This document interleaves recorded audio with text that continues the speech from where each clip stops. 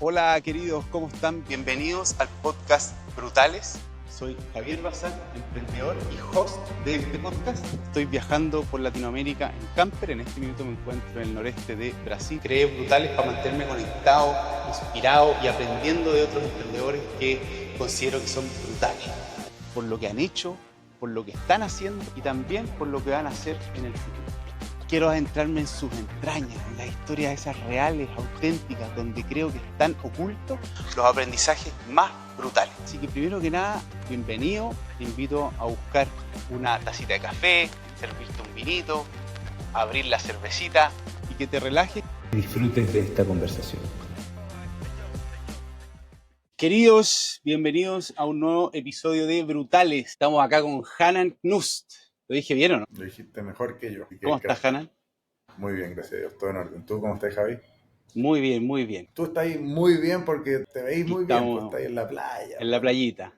Poco de calor, pero hay que darle cara nomás. Hanan, tu historia es una mezcla de locura, de resiliencia, de visión de negocio.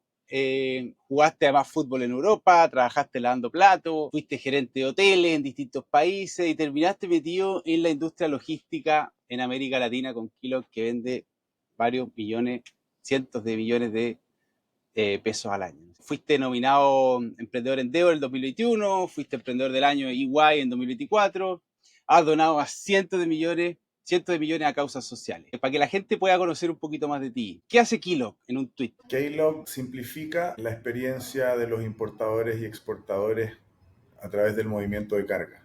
Movemos contenedores alrededor del mundo y a través de nuestra tecnología simplificamos el proceso para los importadores y exportadores. Eso hacemos en un tweet. No sé si alcancé los 140 caracteres. ¿Cuántos clientes tiene hoy día? En los 5 países que estamos, ya sobre los 5.000. O sea, medimos los clientes son muy fugaces en este negocio, te cambian por pennies.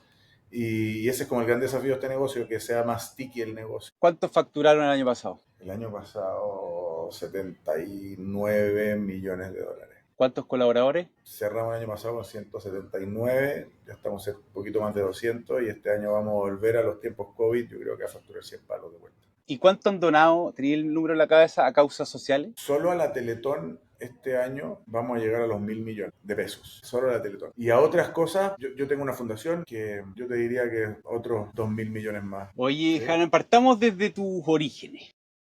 Vamos. ¿Qué hitos de tu pasado explican la persona y el emprendedor que eres hoy? Piensa en esos primeros 15 años de tu vida. ¿Cuáles son las cosas que recordás y que te marcaron? Qué buena pregunta. Sé que yo tengo un problema. Yo no tengo recuerdos de niño. Que no sé, muy power. De hecho, me debería de tratar. Debería ir a ver a alguien. Porque yo no me acuerdo hasta los... Yo me empiezo a acordar cuando empecé a jugar fútbol. Me hubiera encantado jugar en Europa, pero me fui a estudiar para allá porque no fui futbolista en Chile. Pero jugué en las inferiores de la Católica. Y mis primeros recuerdos son a los 11, 12 años, así, recuerdos más nítidos, que fue justo cuando entré a jugar fútbol, cuando me empecé a probar en la Católica con el profe Pablo Houston, que era mi entrenador. ¿Y por qué en la Católica? ¿Eres cruzado? No, porque yo conocía a Sebastián Rosenthal y él jugaba en la Católica y fuimos al mismo colegio. Entonces como que él nos hizo el gancho, nos dijo vayan a probarse, habló con un par de personas, nos probamos y ahí quedé. Y ahí estuve jugando 7 años, 6, 7 años. Fue a los 17 años, justo antes de cumplir 18. Ahí fue cuando me echaron. ¿Cómo fue ese proceso de 7 años de cadete en la Católica? O sea, imagínate, ahí es donde empiezo a tener recuerdos. Fue un proceso, yo creo que fue un proceso que forjó mi vida. O sea, si tú me preguntas a mí y la pregunta va, ¿qué es lo que forjó que estoy donde estoy? La disciplina, al final fue lo que hizo que yo pudiera estar en donde estoy hoy día. Porque yo soy un tipo que, y de nuevo, no me estoy echando abajo, pero son cosas que nomás me dio Diosito. Tengo problemas de déficit atencional profundo. Tengo dislexia profunda. Y la verdad es que eso hace que yo no me pueda estar quedando quieto estudiando un libro, leyendo un libro. Yo leo un libro y se me olvida lo que leí en 2 segundos. Entonces tengo que poner un nivel de concentración muy profundo. Soy, pero así, en contra de las pastillas. Entonces, lamentablemente, eso no me ayudó a mi a mi parte de los estudios, y el fútbol fue lo único que en ese momento yo no lo sabía, pero que me estaba forjando a mi vida. Y eso fue la disciplina de todos los días, llueva, truene, o haga el calor de los demonios, voy a tener que estar ahí. Y en ese tiempo era o me voy a Deo, o en micro, o caminando. Pero tenía que llegar a donde tenía que llegar y eso era forjar disciplina, eso era forjar carácter. Yo vengo de una familia de clase media y que después fue clase media alta, que le fue bien a mi papá en los emprendimientos. Al principio no, al principio yo fui becado en el colegio.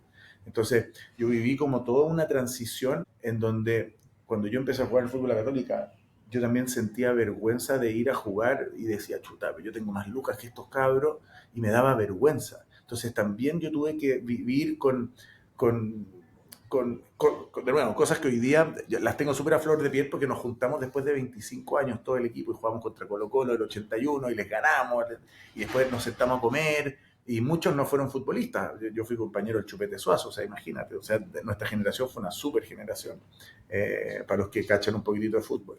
Entonces nos sentamos y muchos de nosotros dijimos nuestras trancas, ¿cachai? El que yo no me haya despedido de nadie. Entonces, pero respondiendo a tu pregunta, a mí me forjó el deporte y me forjó la Oye, disciplina y eso ¿y me dio disciplina. de qué jugabas? De lateral derecho. Era ir rápido. Era rápido, era ¿Y cuál era rápido. tu virtud aparte de ser rápido? Oye? Yo no era muy bueno técnicamente. Yo me quedaba a entrenar hasta tarde pegándole con la izquierda, me llegaba antes que todo. Y eso era visto por ciertas personas como una virtud, pero por otras, que no era una persona muy técnica, como una falencia.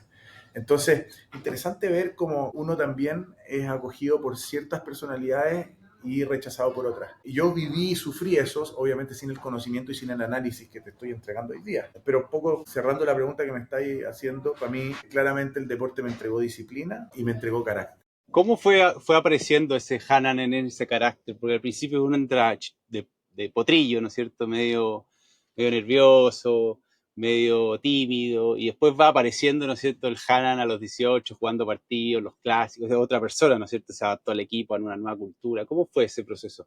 Yo creo que cuando uno empieza a conocer el ambiente en donde uno se está moviendo, uno empieza a sacar ciertas cosas de sí que son importantes en base a ese carácter y a ese desarrollo. Mira, de manera muy interesante, yo soy un líder nato, ¿ok? Pero en la Católica yo no era líder. Y teníamos líderes muy potentes.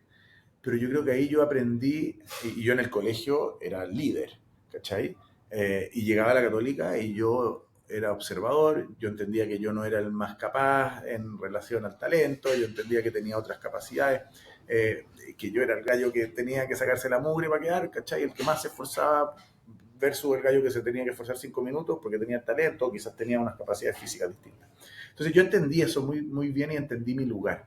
Entonces creo que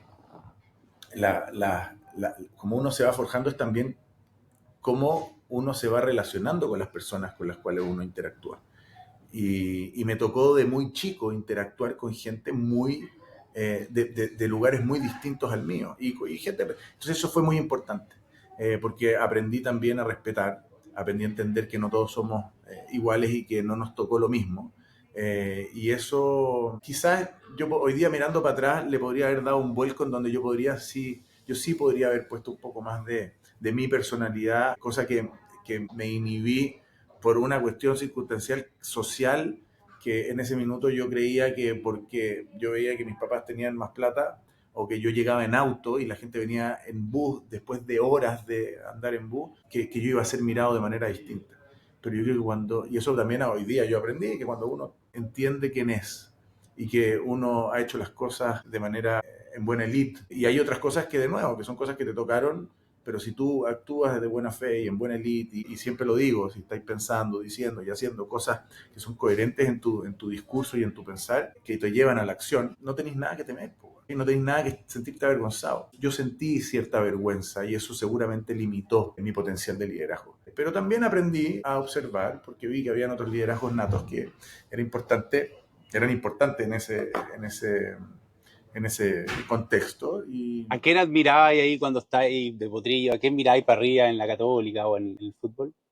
Bueno, o sea, eran los tiempos de Mario Lepe, ¿cachai? De Gorosito. Eran los Sí, tiempos pues, del Beto Acosta, ¿cachai? De Parragués. Yo los veía cuando uno se lesionaba ahí, estaban en la cuestión de fisioterapia y eran unas personas como uno también. Eso también es interesante, pues tú eres un cabro chico de 12 años, 13 años, y tenía ahí a Mario Lepe que está haciendo fisioterapia, que era un gallo ídolo que aparecía en la tele, así. Entonces, como también, y que después te llevaba a tu casa y te decía, tú estás haciendo deo, y él bajaba en su camioneta y te decía, ven, súbete. ¿Cachai? Entonces como que uno estaba así y después volvía ahí al colegio, ¿entendí? Entonces como que vivía ahí en esos dos mundos. Y bueno, y eso también es muy importante en la parte mental, la parte de mantener esa templanza de, yo soy un niño, tengo un sueño muy grande, tengo una oportunidad muy grande también, porque la oportunidad me la estoy forjando yo. Llego o no llego, va a depender de mí, pero yo también me di cuenta que era también cómo uno se hacía percibir al resto. Que yo creo que eso fue clave. O sea, yo tenía entrenador, tuve entrenador en mis grandes momentos, así mejores. Yo estuve con Juvenal Olmo, que fue entrenador de la selección chilena, y estuve con Héctor Pinto, que fue entrenador de la U. No sé si de la selección chilena también. El profe Pinto me echó. Y con Juvenal yo estuve en mi mejor momento. Jugaba de titular todos los partidos. Mismos dos equipos, mismo Hanan. No cambió en nada el Hanan. Y dos situaciones completamente distintas. Entonces, hoy día, analizando para atrás, es cómo en verdad uno es percibido. Yo creo que aquí hay un aprendizaje importante de cómo uno entender qué mensaje da al otro en base a lo que necesita escuchar o que quiere escuchar, sin perder tu convicción y sin perder quién tú eres. Pero Adaptarse mira, un poquito a la audiencia. mirando para atrás, fue un hermoso proceso que me entregó, como te dije, Y herramientas para ahí, mi futuro. ahí llegan los 18 y empiezan los recortes, ¿no es cierto? ¿Cómo fue ese proceso donde te dijeron, ¿sabéis Muy que Hannah rápido, no en tú no?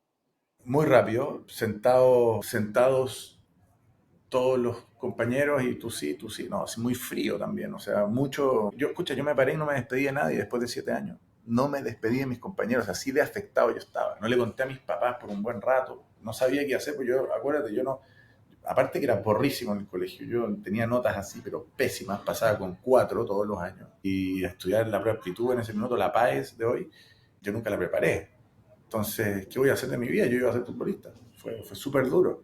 Fue muy, muy, muy complejo. Yo sentí una vergüenza interna de haberle fallado a mi sueño y haberle fallado también de alguna manera, o sea, a mí mismo, ¿verdad? Porque lo que yo contaba, o sea, la gente estaba, mis compañeros estaban excitados por tener un amigo que podía ser futbolista. ¿Cachai? Oye, ¿y cómo te sentiste en esos meses donde quedaste medio descolocado? Yo como, mira, viví mi duelo, lo viví de dos maneras. Uno, no jugué más en harto tiempo, no volví a jugar. Y dos, yo creo que en la interna, en la pensada de que qué podría haber hecho. Yo me acuerdo que yo pensaba debería haber vuelto, como después un poquito más adelante yo decía, pero y hoy día lo pienso, yo lo hubiera hecho. O sea, hoy día con la cabeza de hoy, yo me hubiera plantado el otro día ahí al frente. No, yo no me voy. Llevo 7 años acá, dame una oportunidad. No me voy, no me voy, no me voy. Yo hubiera hecho eso. Y creo que es importante enseñarle a la gente también el tema de la resiliencia. Cuando tú hablas de resiliencia, de alguna manera yo tomé ciertos puntos importantes, cabizbajos en mi vida, que me ayudaron a poder entender quién soy hoy día. Pero no entenderlo así a través de enseñanza, sino a través de acción. Y la resiliencia es un tema de acción súper importante. Te voy a decir una cosa, todo esto son conocimientos que yo he ido aprendiendo a lo largo de mi vida. Pero el conocimiento no sirve de nada si el conocimiento no se transforma en acción. El conocimiento tiene que ser transformado en acción, si no el conocimiento no sirve de nada. ¿Y cómo seguiste ahí para adelante? Porque se truncó la carrera, pero después La sigue la carrera se vida. trunca, ¿Cómo seguiste? claro, la carrera se trunca y voy a punto de cumplir 18 años y claramente ingeniería o algún técnico no tenía ni un interés de estudiar. Yo no quería seguir acá, en verdad, yo quería escaparme. Y tuve la suerte de que llegó un fax. No sé si la gente que nos escucha más chico conoce lo que es un fax, una cuestión que sale un papel y salía una cuestión de Suiza, de hotelería en Suiza y becas, medias becas. Y bueno, postulé, tampoco quedé, fue interesante. Me tuve que tomar mi viejo ahí, se paleteó y me dijo, vámonos para allá, da la prueba allá, porque tuve así el examen, el TOEFL de inglés, que tampoco lo logré pasar, así como al punto. Entonces, los gallos tenían un examen presencial, entonces fui para allá, di el examen, al parecer pasé, le caí bien al profesor, y partí una vida completamente desconocida y nueva para mí, estudiar en Suiza, en los Alpes, hotelería, algo que, de nuevo, solo, lejos de mi familia, y ahí parte una nueva etapa en mi vida, claramente, y es una etapa en donde me veo enfrentado a lo que es servir. ¿no es cierto? Servirle a la gente, ser una persona que está en pos de los demás. Y ese capítulo de mi vida fue maravilloso porque fue de mucho arduo trabajo, que para mí no era complejo porque yo venía de un mundo súper de disciplina. Para mí la disciplina no era tema. El trabajar de manera ardua, yo entrenaba 2 veces al día, yo entendía que eso era parte de, nunca tuve problemas con eso. Pero el servir, el estar en merced de los demás, fue algo que me cautivó y que encontré ahí creo que te podría decir, un secreto de vida, en entender y ser capaz de entregarle a la gente más de lo que está esperando. Ahí yo encontré magia.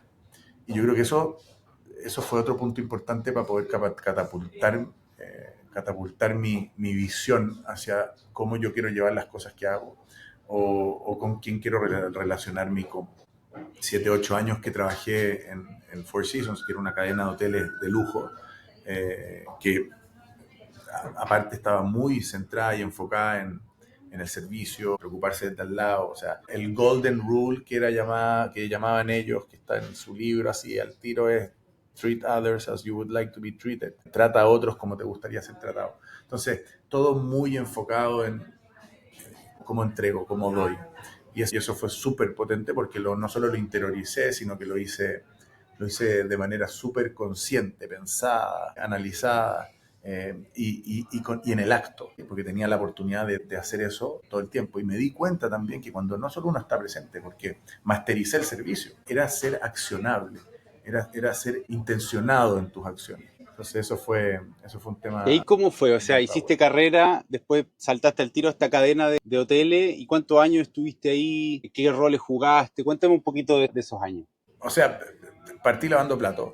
O sea, después de la universidad, yo trabajé en la universidad, después me contrató esta cadena de hoteles, y me contrató para ser dishwasher. Eh, yo entendía que estas cadenas te contrataban y te hacían pasar por todos los procesos. No entendí que los procesos eran tan largos. ¿Cachai? Yo decía, bueno, van a ser 3 semanas, pero eran procesos de 18 meses donde tenía que estar. Y, y yo, la verdad es que al mes 5 4 yo ya estaba desesperado de lavar platos. Yo quería salir de ahí porque veía las oportunidades. De hecho, yo trabajaba mi día libre en el restaurante porque quería estar con gente, ¿cachai? Entonces, me acuerdo una historia espectacular que yo estaba en mi día, en el fin de semana, yo trabajaba, pedía al jefe, oye, yo quiero trabajar un extra, porque quiero estar afuera pues, con la gente, enséñenme. Yo no quería estar lavando platos. Y mi primera salida, el primer tipo que me toca atender, yo llevaba el agua, ¿cachai? No es como que le estoy tomando, para llegar a ser el que toma el pedido, tenía que, ¿cachai? Yo llevaba el agua, o yo marcaba la mesa, qué sé yo, y la primera mesa que le llevé el agua, Aerosmith, todo el grupo de Aerosmith que estaban ahí, esto en Palm Beach, imagínate, era espectacular en la Florida, Estados Unidos. Y me acuerdo que el tipo estaba pata pelada, y yo lavaba los platos al lado de donde estaba la caseta de room service. Entonces yo veía que a ciertos clientes en la mañana se les llevaban unos slippers, unas pantuflas. Y me acuerdo que lo veo, y de nuevo, todo el mundo ahí, Aerosmith, la cuestión, pero a mí me pasó una cuestión especial que me hizo recordar esto por siempre. Fue que yo no estaba pensando en Aerosmith, quién es Aerosmith, ¿cachai? De nuevo, lo conocido, fantástico, yo soy fan del tipo y la banda, pero yo de alguna manera, yo dije, estas personas son exactamente iguales que yo. ¿Cómo yo puedo generar un impacto en esta persona? Que es exactamente igual que yo, que tiene las mismas necesidades que yo, etcétera, etcétera, etcétera. Y yo vi que el tipo estaba pata pelada y me fui para adentro, agarré los slippers y le dije, por si sentís cómodo, ¿cachai? Para caminar más. Y me acuerdo que este gallo me miró y me dijo, ¿cómo te diste cuenta? ¿Cachai? Me dije, ¿cómo te diste cuenta? ¿Cómo? Y yo le dije, están observando, en verdad, como mirando. Yo vi que el tipo estaba incómodo, ¿cachai? Porque que era Aerosmith y no le iban a decir al gallo, escúchame, no podía entrar a Aerosmith. El gallo no le iba a decir que también estaba muy bien entrenado, el único que puede romper el estándar es el cliente, ¿cierto? Entonces el estándar es no entrar con quizás, bueno, el cliente puede, ¿cachai? Entonces yo vi que el tipo igual estaba problemado, como que lo senté, me observé, era estar presente, ese es el tema. Entonces, que él se haya dado cuenta fue realmente, que se decimos, ¿por qué te diste cuenta? Fue que él realmente necesitaba. Y yo estuve presente ahí. Y esas cositas fueron generando ciertas capas de experiencias en mí, en donde yo veía que el dar, que el entregar, generaba interacciones muy profundas y potentes entre las personas. Que cuando uno daba, y no necesariamente tenía que ser plata, sino que tiempo, un gesto, unos slippers, unas pantuflas, uno conectaba de una manera muy distinta con la persona que estaba al lado.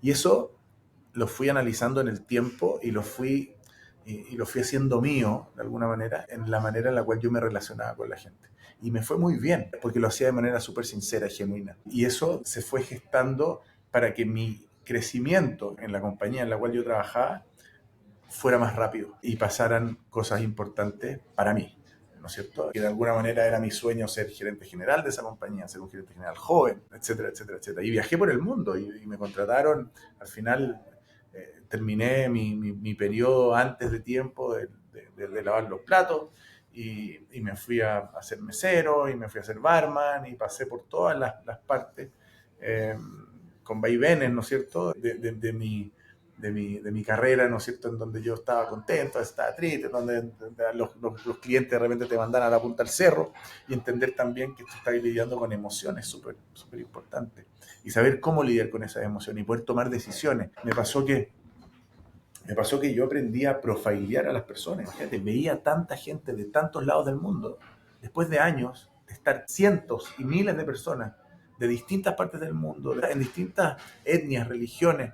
Yo aprendí un poco a ver a las personas. Entonces eso también me ayudó a hoy día entender cuando tengo una conversación con alguien, a sentir un poquitito y ver un poquitito más allá, a poder tomar decisiones después de haber tomado miles y millones de decisiones, que da lo mismo, ¿eh? Si le traemos un tenedor nuevo o le regalamos el plato de comida o dejo a la persona que está trabajando conmigo irse a su casa porque su señora está enferma. Que me pasó todo eso, ¿no es cierto?, en un periodo de 8 años en donde fui desarrollándome en el mundo del servicio, hasta llegar al mundo del freight. Antes de pasar al mundo del freight, cuéntame que pasaste de mesero que a tu cargo, después fuiste subgerente. ¿Cómo fue esa carrera en los hoteles? Fue principalmente en el lado de alimentos y bebida. Hice prácticamente todo, hasta llegar a gerente de restaurantes. Ahí había más responsabilidades. Ahí yo me di cuenta también que fue bastante interesante de que el tema de tener conversaciones interesantes con la gente. Yo iba viendo que mientras más conocimiento y más responsabilidades yo iba teniendo, yo empezaba a tener conversaciones distintas. Y eso me cautivó. Me abrió mucho a mi curiosidad de tener conversaciones distintas con distintas personas. ¿Cachai? Entonces, eso fue algo power para mí. Te vi que quería ir agua. ¿Quería ir a buscar agua? Tengo aquí, sí, voy a buscar agua. Bueno, ¿viste? Tú también estás ahí. Eso es observar, pues, weón. No, pero es exactamente lo que te estaba diciendo. ¿Cachai? Estás preocupado por mí. Eso estás preocupado por el otro. ¿Cachai? Sí, es power. Es muy power lo que acabas de hacer. Es lo que... Oye, y entonces pasaste por la industria de la hospitalidad y después de los restaurantes y qué sé yo. ¿Cómo sigue tu vida después de eso? ¿Qué cuestionamientos empezaron a salir que tuviste que cambiar un poco el Hanan que estaba diciendo? Yo creo que, mira, el cuestionar, no sé si había tanto cuestionamiento en ese minuto. Yo iba como caballo de carrera a mi objetivo, pero fueron pasando cosas en el camino que truncaron un poco este objetivo. Y una de ¿Qué esas pasó fue ahí? irme a vivir a Rusia, a salirme de la hotelería y a trabajar para un ruso oligarca. Y ahí mi vida también, ahí hay ese es otro episodio de mi vida. A ver, cuéntame cómo partió, cómo llegaste a trabajar con un ruso de esa naturaleza. Él era huésped del hotel. Yo estaba en las Islas Maldivas, era uno de los hoteles que estuve abriendo. Yo después fui parte del equipo de apertura de los hoteles, entonces me tocaba viajar por todo el mundo, era increíble. ¿Y cómo se llama? Y este ruso era huésped y parece que le caí bien. Y me llamó a trabajar con él. La historia entretenida porque en verdad yo ganaba $1.000 y este gallo me ofreció $12.000. Y yo, bueno, como que me nublé por en las lucas y dije, chao. Me acuerdo que fue la primera persona que yo googleé.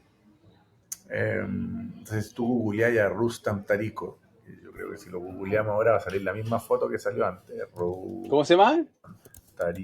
Rustam Tariko. Russian Entrepreneur. ¿Cachai? Mira, sale la misma foto que yo vi cuando googleé la primera vez, que salía aquí con, con Linda Evangelista y con ¿cómo se llama? Y con esta modelo, la Natasha Osipo, ¿no? Natalia, ¿no? ¿Cómo se Esto, llama? Este A ver, sujeto. ese sujeto, ¿cachai? Entonces, pero a ti te sale distinto lo que yo estoy googleando. Entonces, este señor era, Vodka. sí, pues dueño de un vodka. Y este gallo en la mitad de las Islas Maldivas me dice, Hanan, vente a trabajar conmigo. Un crack, un billionaire de verdad, no en el stock market, así que cuando, ¿cachai? Es the real. Y aprendí increíble de él. Pero fui su suche y yo como que quería también un poco crecer. Entonces, ¿Cuántos en años algún estuviste con minuto, él? ¿O cuánto tres, tiempo? 3 años. En algún En minuto, Rusia, instalado. en Moscú. Estuve 2 años y medio en Moscú. Y en algún minuto yo le dije, oye, escúchame, dame la oportunidad. Él me da la oportunidad. Empezó a trabajar en el vodka. Y ahí también empiezo a ver los negocios, ¿cachai? Yo me salí del mundo hotelero al tema de los negocios, comprar, proveedores, viajes, marketing, ¿cachai? Como que ahí me metí en el negocio y fue fascinante también. Y vi también betas que a mí me faltaban, conocimiento de Excel, conocimiento de finanzas, conocimiento... Entonces ahí dije, wow, o sea, si yo quiero empezar a hacer negocios que son entretenidos, me apasionan, o da lo mismo, en qué rubro o área, me di cuenta nomás que tenía unas falencias importantes, ¿cachai?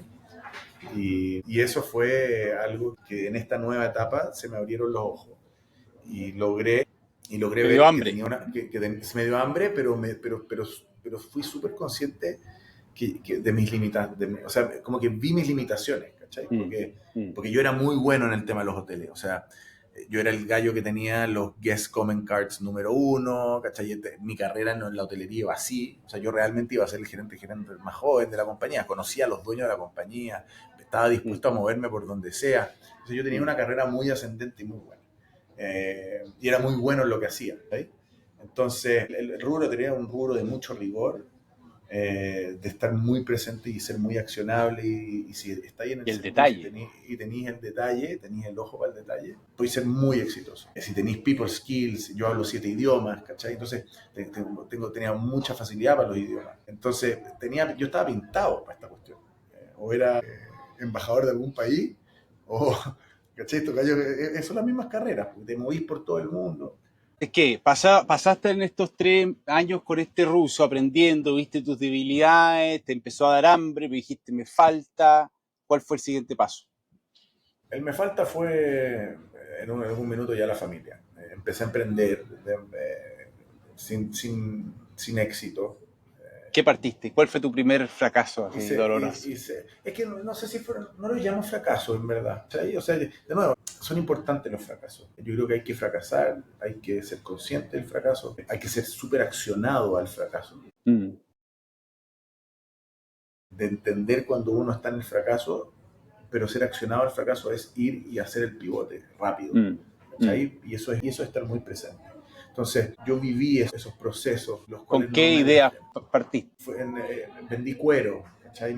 Uno de los clientes del hotel, un gallo de la mayor, ¿cómo se llaman estas? De cuero de Italia, gigante. Entonces, este gallo me dio una representación para vender en Ucrania y en Moscú. Entonces, empecé a vender cuero. Después empecé a importar pollos a Rusia y a Ucrania de Chile. Un desastre también. Pero no, fueron muy rápidos los momentos en donde dije, aquí no tengo la expertise, o va a pasar esto, o lo estoy haciendo mal. ¿Cachai? Como que era muy accionado en el... Y no era un tema de No ser te poco... quedaste ahí esperando que la cosa cambiara, sino que dijiste, oye, que cambiar Claro, rápido y como que... buscar la salida. Claro, yo de alguna manera inconscientemente quizás estaba buscando ventajas injustas. En cómo yo me puedo aprovechar de la situación en la cual estoy en base a mis conocimientos, contactos o circunstancias para poder ir y generar esa brecha, la cual no llegó. Entonces, después hice eventos en Francia, por ejemplo, que fue una cuestión que andaba y maneja, pero era esporádico, entonces me faltaba algo. Y ese algo yo creo que era un poco forjar familia. Y tomé la decisión de volver a Chile. Y estoy ya cumpliendo 30 años, con un poquitito de ahorro, porque yo me había gastado todas las lucas ya en carretear, en viajar, las pololas que tenía por ahí. Y volví a Chile, de verdad, después de 13 años, igual que como volví. Sin ni un peso más o menos, con un poquitito de ahorro. Y todo ese conocimiento y toda esa experiencia, pero si me miraba y así, en términos materiales, volví zero. Y fue súper interesante. porque yo sentía que había una expectativa. Yo tenía una expectativa de mí también de decir, oye, este gallo viajó por todo el mundo. Yo me subí a aviones con Donald Trump, con Richard Branson, con este ruso. No, Conocí a gente muy, muy power y estuve relacionado con, o sea, sirviéndolos o ayudándolos a muy power. Entonces, en ese minuto no había WhatsApp como hay hoy, ni las redes como hay hoy día para poder documentar todo. Entonces fue también distinto el proceso de cómo yo contaba esto, a quién me contaba. Pero mis amigos y mi familia y mi círculo sabían que yo estaba en estas cuestiones. Yo andaba en yates de 90 metros, bueno, por Sardeña, ¿cachai? Era una locura. Entonces era muy sofisticado todo este tema. Y yo estaba ahí en el centro de esto, lo cual me entregó muchísimas experiencias, pero me hacía falta algo muy importante que era, oye, quiero una familia, quiero volver a mis raíces. Y volví a Chile. Con el objetivo de casarme. Ese era mi objetivo. ese era el objetivo. Sí. Sin saber con quién No todavía. era, sin saber con quién. ¿Y cómo fueron esos primeros meses en Chile? Muy enfocado, muy alerta, muy curioso, tratando de entender en dónde yo estaba parado después de tanto tiempo, de haber dejado el lugar en donde... Fue muy interesante lo que me ¿Qué pasó año al es esto principio. más o menos? Para poner un contexto, Chile del de Esto 2000 hace 14 años atrás. Sí, 2000, sí, 14 años atrás. 2012, ahí partí. Si nos ponemos a pensar un poco, yo era un gallo que como que llegué acá también con decir, bueno, puedo llegar por un ratito y me voy también. Como que no había nada que me... Y por otro lado, yo trabajé en Italia, trabajé en Portugal. O sea, en Portugal no se habla portugués de Brasil, se habla un portugués como otro idioma que es muy distinto. Y me codié con esas personas y aprendí el idioma y crecí en las estructuras en las cuales yo estaba trabajando con todas esas dificultades. Lo mismo en Italia, lo mismo en Francia. Hice negocios en francés, ¿cachai? Entonces yo siempre decía, ¿qué pasa si yo lo hago en español, ¿cachai? En mi lengua materna. Entonces yo tenía como como que yo siempre tenía un handicap, ¿cachai? Entonces yo decía, cuando llegué a Chile, dije, tengo que ocupar todo lo que hice y toda esa energía y todo ese conocimiento a ver cómo yo puedo pegarme un salto y crecer versus lo que hice afuera, que yo creía que había sido muy exitoso. Porque yo me acuerdo cuando me fui a Chile, mi viejo me dijo, escúchame, te echáis un ramo y te volví. Mi viejo agradezco esto, pero fue súper estricto conmigo. Los primeros 6 meses me mandó plata y después, compadre, me acuerdo que me mandó el último cheque, que fueron creo que $500, porque yo le pedí comprarme un auto, y me compré un auto a medias con mi roommate, y esa fue la última vez que me pasó plata. Yo con 18 años, 19 años.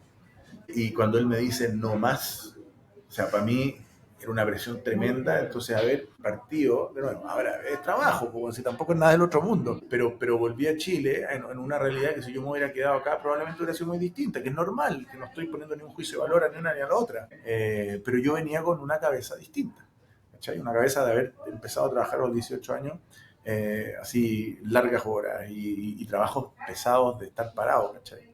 Entonces... Oye, eso forjó ¿cómo seguramente fueron para esas mí. oportunidades que fueron apareciendo? ¿Fue al principio, te metiste de una a la logística? ¿Cómo fue ese pololeo con la logística? ¿O hubo algo antes que te metiste en Chile? No, fue el tiro, fue muy rápido. Yo estaba ¿Cómo mirando partió? qué iba a hacer, cómo iba a hacerlo. Tenía la oportunidad mi viejo estaba en el mundo de la logística, llegaron unos chinos ¿cómo se llama? A ofrecerle una representación de unos temas y yo llegué ahí, por casualidad, porque mi viejo que necesitaba a alguien que contara chistes, bueno, historia, pues ya no estaba ni ahí con los chinos. Pues. Y ahí yo vi una oportunidad, que era que estos gallos entendía que no había fit con mi viejo, no era lo que mi papá quería. Y yo dije, aquí tengo una oportunidad, tengo ganas de hacer algo. No entendía mucho en ese minuto que el tema del negocio en sí tenía mucha relación con lo que es el servicio, que ahí yo vi que yo tenía una ventaja o iba a tener una ventaja. Eso no lo entendí en un comienzo. Yo en verdad busqué una oportunidad. ¿Y quién estaban estos chinos que hiciste buen match? Alguien. Alguien. Ellos Alguien estaban en buscando a Chile. alguien. Sí. Y obviamente buscaban a alguien que tuviera sinergia con sus negocios. Mi viejo estaba metido en el negocio de los salmones, de la logística de los salmones. Entonces ellos querían el negocio del salmón por todo lo que implica, ¿no es cierto?, el consumo en China. Y yo Y cuando mi viejo dice, no sé, levanté la mano. Y ahí la pregunta de ellos es, ¿estoy dispuesto a aprender? Fue esa la apertura. Y me metí en un mundo, o sea, otra etapa completamente distinta de mi vida. Eso se lo podemos graficar en etapas. Mi primera etapa del colegio y del fútbol, en donde entendí muy bien que no eres bueno para algo y entendí que tenéis la oportunidad de ser bueno en otra cosa. Todo eso se desmorona. Una segunda etapa en donde entiendo el mundo del servicio, el trabajo arduo, el tener experiencia. Y una última etapa, o sea, la que estamos ahora, que es forjar. Yo creo que ahora hay una etapa distinta, ¿verdad? Pero esta etapa que es forjar algo nuevo, un mundo. ¿Y entraste como qué? ¿Como partner de los socios? ¿Entraste como empleado? ¿Cómo fue? No, yo entré contratado por ellos. Estos gallos en China me contrataron ellos. Yo fui empleado de Kerry Logistics. Entonces todavía me pagaban el sueldo, pero yo estaba como un anexo en la empresa de mi viejo, que como que me prestaban ahí la oficina y de repente empezamos a crecer y de repente yo me di cuenta que estos chinos lo único que querían era comprar empresas alrededor del mundo y dije, ¿sabes qué? Voy a armar una empresa, le voy a poner el nombre igual a estos chinos, las mismas letras para que lleguen y me compren en algún minuto. Y así partió y se llamaba K, no es Scale, en ese momento se llamaba K Logistics, con las mismas letras los chinos. Y mientras más me fui metiendo en el negocio, me fui dando cuenta que era un negocio con muchos silos de información, en donde los mismos de siempre eran los mismos de siempre, en donde los clientes tomaban las decisiones a través de precio y confianza, en donde había cero tecnología, cero, en donde se ganaba mucha plata. Pero la plata llegaba a los dueños de las compañías y los equipos eran equipos que tenían muy poca afinidad con la gerencia, los dueños, ¿cachai? Como me di cuenta, te estoy hablando de la industria, del rubro, ¿cachai? Gente que trabajaba por 20 años haciendo la misma cosa. Y esa cuestión me llamaron mucho la atención. ¿Esto es la industria del forwarding? Esto es la industria del forwarding, exactamente. Hace 12, 13 años atrás, ¿cachai? Entonces yo me di cuenta de esta cuestión y me quedé un poco muy curioso. ¿Cómo le puedo agregar valor a esto? Porque ¿Te acordáis de tu primer cliente con tu empresa recién creada? ¿Cómo fue esa conversación? Fue un punto de inflexión al tiro. Porque el primer gallo que fui a ver, un importador, que da lo mismo el nombre, pero el COMEX me pidió coima. En este negocio es usanza. Que te pidan, oye, $50 por contenedor. Y yo dije, no puedo creer esta weá. Como que, qué fácil. Y al mismo tiempo, o sea, es como es pagarle $50 al gallo y tengo la carga. Y tú te ganas 200 y el gallo se gana 50 y movís 30 al mes. O sea, imagínate las lucas. Y yo fui y lo acusé. Me conseguí los números del dueño. Me conseguí el número del dueño de la compañía y lo acusé. Y le dije, este gallo me pidió coima, yo no te conozco. Yo soy un forwarder, partí la compañía hace muy poquito tiempo. Y este gallo me pidió $50 por contenedor. Te quiero contar yo, que esto no está en mis libros. Está pasando esto en tu empresa y yo no quiero ser parte. En tu empresa, yo, escúchame, solamente logro decir, no tengo ninguna intención, no sé si tú querías o no querías trabajar conmigo. Yo fui para prestarte mi servicio. Pero esto pasó. Hasta el día de hoy, esa empresa todavía trabaja con nosotros. Ese fue tu primer cliente. Y ese fue el primer pencazo de la realidad a donde me estaba metiendo. Y después de eso, obviamente... Sí. ¿Ahí cómo pasaste de ese cliente a los primeros 10, por ejemplo? ¿Cómo fue ese proceso de...? Las patas en la calle. Estaba todo el día en la calle. Y se me daba... no, miento. Todavía no las patas en la calle. Los contactos. Mucho contacto. Que agarraste el teléfono, empezaste a llamar, oye, tenía alguien que mande no sé qué. Claramente, yo soy un gallo bien sociable, entonces, ¿qué así? No, yo muevo esto. Entonces, tenía un amigo, y hasta el día de hoy amigo, el Dani Fernández, movía del club hípico que hacía la cuestión y tenía una cuestión que vendía cosas de caballo. ¿Cómo las traí, weón? Puta, no sé, ¿qué? Pero ¿cuánto traerlas conmigo? ¿Ok? Ya, pues partí con él. Después, weón, mi amigo de Village, Happy Days. Weón, Edu, ¿cómo así la cuestión? No sé, con este weón, pero weón, soy tu amigo de toda la vida, loco, conmigo, obvio, weón, confianza y precio. Y así fueron los primeros 10. Y los primeros 10. Y ahí cero tecnología, esto era replicar lo mismo que todo el mundo hacía. Zero. Pero muy curioso y así como que, ¿Cómo no lo puedo ver en una pantalla? Todo por mail, todo ¿Cómo funcionaba en ese minuto la operación? carpetas, Así en weón, fácil. files. En fácil, el Happy Days, ¿no es cierto? Que traía los peluches, ¿no es cierto? Eh, compraba los peluches en China a un proveedor X.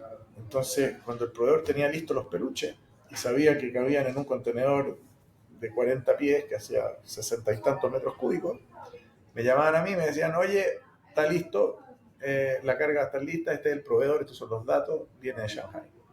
Yo tenía que tener una tarifa desde Shanghai a Valparaíso, a San Antonio, la cual era negociada previamente con una compañía naviera, y yo a eso le ponía un markup, le ponía $100 arriba. Entonces yo me ganaba esos $100 y hacía la gestión de contactar al chino, de ponerlo en contacto con los chinos estos que me querían comprar, ¿no es cierto?, para que hicieran las gestiones de aduana en China, te llegó el contenedor al puerto, anda a cargarlo, mantenerme informado, todo por mail y telefonazo, todo esto por mail.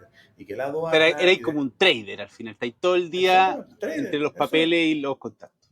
Exactamente. Y eso lo hacía mucha gente experta. Yo no hacía esa parte operativa, yo me preocupaba de que la información de que si el barco se atrasó, que si es que el proveedor se atrasó, o que si es que la aduana no tenía los papeles en regla, o sea, que si tú no tenías los papeles en regla para la aduana, pasara a ABCD. Entonces yo tenía que informar en tiempo y forma. Ese era el trabajo al final de esto, de informar en tiempo y forma. Y cuando no ¿Y qué, informaba en tiempo y forma, se generaban ciertos descalces. Y esos descalces generaban plata o tiempos de demora que eran plata al final porque no podía tener la mercadería, no podía venderla y bla, bla, bla. ¿Cachai? ¿En Entonces qué al minuto final, empezó como a aparecer esto como oye, ¿por qué no le metemos tecnología a esta cuestión? ¿O cómo resolvemos de esta manera? ¿Bajamos los costos de la mira, operación? No sé, ¿cómo fue? te lo mencioné antes de manera un poco tangencial. El hecho de que yo ya empecé a tener las mismas conversaciones con todos. Y ahí yo me aburrí muy temprano. O sea, me encantaba y me apasionaba el tema, porque me empezó a ir muy bien, en el sentido de que tenía muchos clientes y esta cuestión uno comisiona. Entonces yo me ganaba comisiones de cada embarque, ¿cachai? Cada $100 que me ganaba me llevaba 15, 10, $20, pum, y así, pum, pum, pum, pum, pum, pum. Muchos, cientos. Pero eran siempre las mismas conversaciones. Y la manera de escalar el negocio yo siempre veía que era precio y relacionamiento. Entonces decía, bueno, ¿cuántos lunch, cuántos almuerzos puedo tener? Posible. Y me daba cuenta de que al final yo estaba traspasando información de un tercero, porque no soy dueño de los barcos, no soy dueño de las aduanas, no soy dueño de los aviones, no soy dueño de los transportes de ningún índole. Entonces yo solamente traspasaba información y tenía que ser súper creíble en el momento de traspasarla cuando quedaba alguna embarrada. Y esa cuestión yo dije aburrido, es limitante. Entonces, ¿cómo puedo tener conversaciones un poco más profundas con las personas? Y ahí, en base a eso, y en base a eso, yo dije, esto debe ser lo mismo para mi gente. O sea, para la gente con la cual estoy compartiendo, ¿cachai? La gente Pero que a ver, para entender un poco, en ese minuto, tú no hay una empresa con X personas ya estáis bien armadito. éramos 6 personas, ¿no? Así, Ya, 6, 7 ya, personas struggling todavía. ya. Debiendo plata, desordenado. Pero estaba este bicho, ¿no es cierto? O sea, ya caché que yo ya había entendido que yo era muy bueno en eso ya. ¿Sí? Pues yo ya lo había vivido. ¿Sí? Yo soy bueno. Yo tengo algo muy bueno que yo transmito confianza de manera genuina. No soy un actor. ¿Sí? Estoy siendo genuino contigo. Donde estoy preocupado por tu negocio, ¿verdad? Y hacía la pega, y hacía las cosas que había que hacer. Y todo eso era genuino. Era limitante. Y yo pensaba que para los que estaban trabajando conmigo era igual de limitante. No tenéis posibilidad de crecer, no tenéis O sea, posibilidad podéis crecer, de que pero no, pero crecí ahí es crecer con más gente, Claro. es crecer con más. Entonces, esas eran mis posibilidades. Entonces yo decía, "Bah". Y no, y de nuevo, lo que a mí me daba lata era que esa gente que iba a traer para crecer iba a sentir probablemente lo mismo que yo. Entonces iba a ser algo muy repetitivo y cada uno tenía su techo. Entonces, ¿cómo mi pregunta y la curiosidad salió, cómo cambio eso? ¿Cómo le meto una arista más al negocio que no sea solamente tarifa y confianza? ¿Cuál más puede entrar ahí? Confianza, servicio, ¿ya? O sea, servicio y confianza en uno y tarifa en otro. Y ahí salió la tecnología. Y ahí aparece el tema de la tecnología que se me hace. Y digo, ¿cómo esta cuestión? De nuevo, y para mí era el tema de Expedia. Yo como me tocaba viajar harto, yo ocupaba mucho Expedia. Y yo decía, ¿cómo no puede ser esta cuestión como Expedia? ¿Cómo no puede ser esto como Expedia? ¿Por qué tengo que pedirle las tarifas a una naviera que te las mandan 3 días después? ¿Por qué no puede ser como Expedia si las naves se demoran 45 días?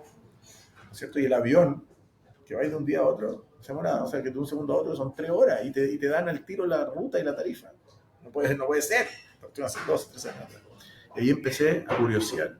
Y ahí empecé a buscar talentos nuevos para que me ayudaran a dilucidar este tema. ¿Cómo hiciste eso? Porque no es fácil estar metido en una industria tradicional y decir, oye, voy a buscar un CTO y al día siguiente tener un CTO. No funciona así la cosa. Hay un proceso bien doloroso al principio, ¿no es cierto? ¿Cómo fue ese proceso? Mira, yo empecé a poner, primero uno te tiene que empezar a ir mejor, pues tenéis que pagar, yo nunca levanté plata, nunca hemos levantado plata. Entonces, en ese minuto empezaron a salir estos levantamientos de capital, yo no tenía idea y obviamente era muy básico mi conocimiento para poder meterme en eso. No tuve la curiosidad suficiente o qué sé yo, el partner que me ayudara, pero estaba ahí metido, yo quería estar metido, porque sabía que ahí había un talento que yo no podía encontrar en el mundo de la logística tradicional. Ese talento no estaba ahí. Las empresas de freight forwarding no tenían un equipo de desarrollo, no tenían equipos de customer success, no tenían equipos de diseño. Eso era una conversión completamente distinta. El equipo de freight forwarding tenía un customer service, una operación, un finanza y un venta. Se acabó. Y era un negocio súper transaccional y operativo. Pero por otro lado, tenía yo un negocio de mucho research and development, tenía un negocio de mucha profundidad en los problemas de tecnologías que eran completamente incompatibles con esto. Entonces, yo empecé a averiguar. Yo me acuerdo que me metía a Facebook todas las noches a ver tecnología, forwarding, esto. Y yo ya cachaba quiénes eran todos los actores. Y apareció una pequeña empresa que era un emprendimiento de unos cabros de la UDD, que se habían ganado un corfo de la UD Ventures, qué sé yo. Y yo les escribí y les dije, vengan a verme, me gustaría conversar con ustedes. Y llegan estos 3 cabros, emprendedores, bueno, en short, a un lugar en donde la usanza era andar con chaqueta. O sea que a mí me cargaba, pero andábamos con chaqueta. Y como que yo digo, wow. Y me empiezan a hablar de cosas que yo no entendía, pero me están hablando en el conceptual, yo lo entendía perfectamente de lo que estaba viendo. En la técnica estaba completamente perdido, pero yo en el concepto dije, esto es lo que quiero. El cómo se hace, me imagino que estos gallos deben de saber, aprenderé después. Eh, y ahí yo les ofrecí, les dije, vénganse, yo les invierto, pero les invierto de manera inteligente para ustedes. Ustedes necesitan estructura, este negocio es sí o sí estructura, es sí o sí operacional, y ustedes tienen la parte tecnológica, y yo les voy a meter la estructura, les doy un espacio, y yo pago como eso, y eventualmente les podré poner un poco de plata. Haciendo la historia corta, de ahí nació mi CTO, el Álvaro, que en el tiempo, obviamente, hoy día tiene mucha gente a cargo, y que él no nació CTO, y que claro, hoy día se forjó al igual que yo no nací gerente general, los CEO o da lo mismo, como muchos de nosotros. ¿Fueron esos primeros MVPs, intentos? Porque seguía estando, por mucho que tuviera ahí un cabro chico en short que sabía tecnología, estaba en una industria que eran contenedores y papeles. Entonces, ¿cómo hiciste ese match? Es súper interesante esa pregunta, y el análisis al final es que no había MVP, bueno, ni siquiera daba para MVP, era marketing, era cambiar el estatus primero de las cabezas de las personas con las cuales yo estaba trabajando, que ese fue mi primer objetivo, y segundo el de la industria. Esos fueron mis objetivos. Yo quería demostrar o generar un impacto en donde las cosas se podían hacer distintas, y para eso yo tenía que hacer mucho ruido. Y me preocupé de hacer cosas que hicieran ruido. Yo no tenía nada, cero, al principio no tenía nada funcionaba. Eran ¿Qué hiciste para generar maquetas. Ruido? Bueno, hicimos esta cuestión que es media famosilla ya, que el tema de Jeff Bezos, de que fuimos a una agencia y le pedí cómo hacemos la logística sexy, y me medio pusieron como Jeff Bezos. Yo en ese minuto no era tan pelado y no tenía barba, y me hicieron viral en vaya a ser el Jeff Bezos de la logística. Me tomé una foto para hacerse la risa. Y sacaron esta foto así como a los medios y dijeron que yo era el Jeff Bezos de la logística. Y esa cuestión me hizo que me empezaron a llamar a la radio, que empezaron los talentos nuevos, empezaron a decir, oye, qué interesante esta startup. Nos empezamos a llamar startup.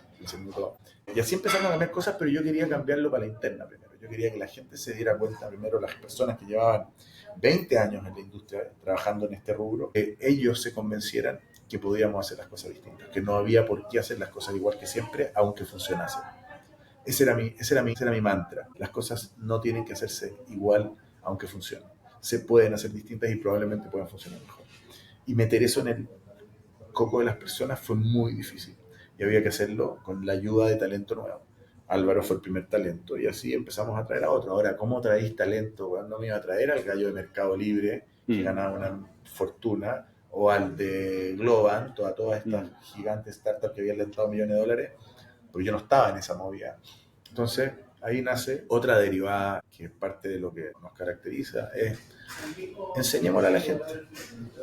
Tenemos tiempo, creemos que este es un largo aliento, entonces enseñémosle. Traigamos gente que no sepa nada, al igual que yo. Y ahí les empezamos a enseñar. Y les empezamos a enseñar y las personas empezaron a aprender y a entender que las cosas sí se podían hacer de manera distinta y empezar a cuestionar por qué se hacían de la misma manera. Esto, perdón, eso fue ¿esto maravilloso. ya era un SaaS? ¿Esto ya era una cosa que tú podías? ¿Qué era? ¿Qué era? Al principio era un cotizador.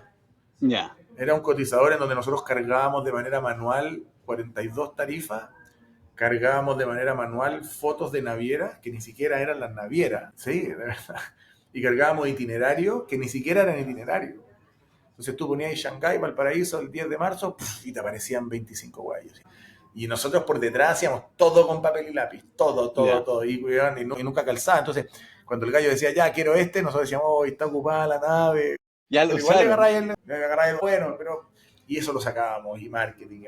Entonces empezó a llegar talento y empezaron a llegar de nuevo un poco más de ojos de la industria.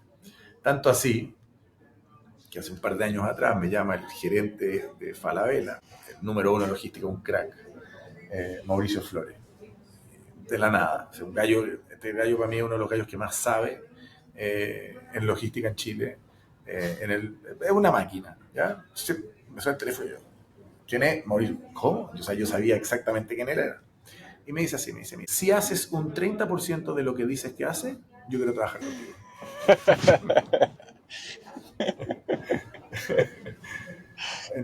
Hola, disculpa que te interrumpa el episodio. Oye, recuerda servirte ese cafecito, abrir esa cervecita helada o servirte esa copita de vino para que sigas acompañándonos en esta conversa. Cuéntame en los comentarios qué te parece, así yo puedo enterarme de lo que te parece, qué te gusta, qué no te gusta, qué aprendizaje encuentras brutal. Y si además te gusta el podcast y quieres que te sigan apareciendo estas conversaciones, porfa, suscríbete. Eso además me dice a mí que valoras este contenido, que valoras todo el tiempo que con estos 40 grados le dedico a la producción, postproducción y distribución de este podcast. Y si crees que este contenido le puede interesar a otras personas, porfa, anímate a compartirlo con ellos. Seguimos con la conversa. Un abrazo. Entonces, de alguna manera nosotros empezamos a posicionarnos. Y ahora había que estar a la altura. Y ya cuando ya empezaba a crecer, empieza a ponerse seria la cosa. Ahí se empezó a poner serio, donde ya, a ver, empecemos a ejecutar. Las ideas que están proponiendo estos nuevos talentos están siendo validadas por el talento que conoce el negocio y que conoce la industria. Entonces ellos decían, ¿sabes qué? Sí se puede hacer distinto. ¿Cómo generamos esos cambios? Ya, pues generémoslos desde adentro. De los que han aprendido desde cero y desde los que saben de hace mucho tiempo, generemos esa sinergia. ¿Y ahí tú qué le vendías a Falabella? ¿Le vendías eficiencia? ¿Le vendías talento? ¿Qué era lo que le vendías ahí? Esto fue hace 4 años atrás. En ese minuto no le tenía nada para venderle. La verdad es que al final no trabajamos con ellos en ese minuto, porque no tenía nada que venderle, pero ya tenía tecnología un poco más, ahí yo ya sí me podía sentar con él. ¿Cachai? Hoy día tenemos una amistad, pero en ese minuto yo ya me podía sentar porque ya tenía una visión de conectividad, etc. El negocio fue, muy lento, en términos tecnológicos, avanzando muy lento y después se pegó un salto muy fuerte en los últimos 3 años. ¿Y qué aprendizaje fuiste tomando ahí en esa curva lenta? No sé, esos primeros, no sé, de haber sido 5, 8, no sé cuántos años fueron de pequeños avances en tecnología, en ir educando a tu audiencia. ¿Qué aprendizaje sacaste de eso? El aprendizaje más importante es que las personas son las que hacen que las cosas pasen. Y de nuevo, es obvio, pero mi aprendizaje fue en cómo hacer que pasen a través de las personas. Ese fue mi aprendizaje. Porque si tú esta cuestión, de nuevo, lo vayas a estudiar en todos lados, yo creo que no hay persona que te va a decir que los negocios los hacen las personas, que las personas son el centro de todo. Anda a aprender a cómo decírselo y a cómo ser consecuente con lo que tú dices y a cómo ser consecuente con lo que haces y a cómo ser capaz de poder entender esas ideas y poder decirle que sí a una y decirle que no a otra, y que el que te dijiste que no sigue igual de motivado que el que le dijiste que sí. anda a entender que esos ¿Cómo haces que tu procesos... equipo y tu cultura responda a ese desafío de ser servicial con el cliente y educarlo y acompañarlo? ¿Cómo diseñaste esos primeros? No hay otra que a través del ejemplo. Y a través de entender que las personas que llevan 6 meses en la compañía, una persona X que lleva 6 meses que partió sin saber lo que era un contenedor, puede tener muchísimo éxito y más éxito que un gallo que lleva 10 o 15 años. Y eso lo demostramos. Y eso requería paciencia y visión. Y tener paciencia y visión para poder accionar de manera activa, hacer que eso pasara. Oye, Porque el si tuviera, conocimiento ya lo teníamos, el conocimiento yo ya lo tenía. El problema era cómo ese conocimiento se transformaba en acción. Y por eso te dije antes que el verdadero conocimiento no existe si es que no se transforma en acción. oye, ¿cuál dirías tú que fueron, antes de pegarte el salto exponencial de ya hacer un ecosistema digital y todo el cuento, cuáles son los 2 o 3 hitos crees tú que marcaron, que fueron un escalón tras otro de cómo fueron creciendo? Yo creo que hay 3 hitos importantes. El primero fue que yo me posicioné como un líder creíble a través de mis acciones. O sea, éramos 25. Lo que yo decía, yo ya veía que la gente me miraba y me decía, le creo. O sea, la gente se quedaba hasta las 12 de la noche. Y éramos 20 en la oficina, hasta las 12 de la noche. Cuando había que facturar, en la casa la gente a las 3 de la mañana facturaba. Trabajábamos por 2, todos. Y cuando yo vi que eso estaba pasando, yo dije, la gente me cree. Uno. Entonces, hay confianza, fundamental. Entonces, check. Segundo, la venta. Yo me di cuenta en el día cero que este era un negocio de venta y consultiva, y me metí en un proceso de venta consultiva muy profundo. Y hice que esos procesos se siguieran al pie de la letra, de manera muy exigente, liderados por mí, en la acción, para armar un equipo sólido. Y tercero, el equipo sólido. Ese equipo sólido, que fue multidisciplinario, ya no descansaba solamente en el canal. Armé desde cero a un gerente de venta, armé desde cero a una gerenta de customer service, armé desde cero a un gerente financiero, independiente que ellos en sus vidas pasadas eran financieros, eran customer service o eran vendedores, pero fueron gerentes en base a la cultura que yo quise implementar en la compañía. Y estos pilares fueron el eco de lo que yo quería transmitir hacia el resto de la compañía y hacia el resto de los que nos relacionaban. Esas 3 cosas fueron el eje para que esta cuestión después...